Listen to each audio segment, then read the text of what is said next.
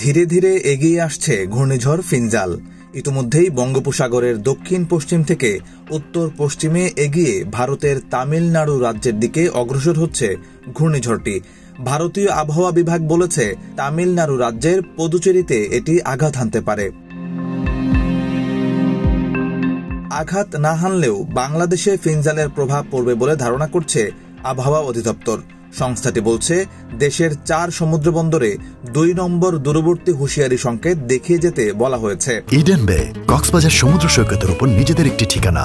মাত্র 5 লাখ টাকায় আপনিও হয়ে যেতে পারেন এই হোটেলের মালিক। ইডেন বে, a concern of ভাইয়া হোটেলস। 30 নভেম্বর শনিবার আবহাওয়া অফিস থেকে পাঠানো বিশেষ বিজ্ঞপ্তিতে এই তথ্য জানানো হয়েছে।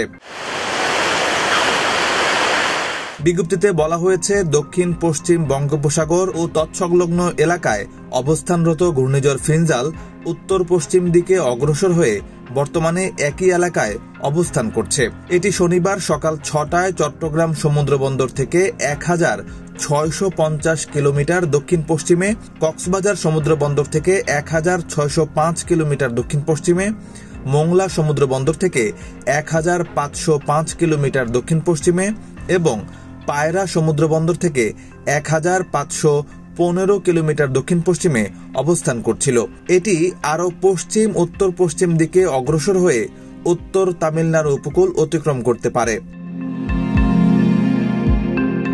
ঘূর্ণিঝড় কেন্দ্রের 54 কিলোমিটারের মধ্যে বাতাসের একটানা সর্বোচ্চ গতিবেগ ঘন্টায় 62 কিলোমিটার, যা দমকা অথবা ঝড়ো হাওয়ার আকারে ঘন্টায় 88 কিলোমিটার পর্যন্ত বৃদ্ধি পাচ্ছে।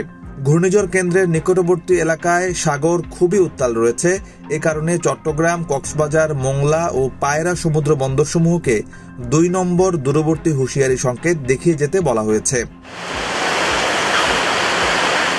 এছাড়া উত্তর বঙ্গোপসাগর ও গভীর সাগরে অবস্থানরত সকল মাছ ধরার নৌকা ও ট্রলারকে পরবর্তী নির্দেশ না দেওয়া পর্যন্ত উপকূলের কাছাকাছি থেকে সাবধানে চলাচল করতে বলা হয়েছে।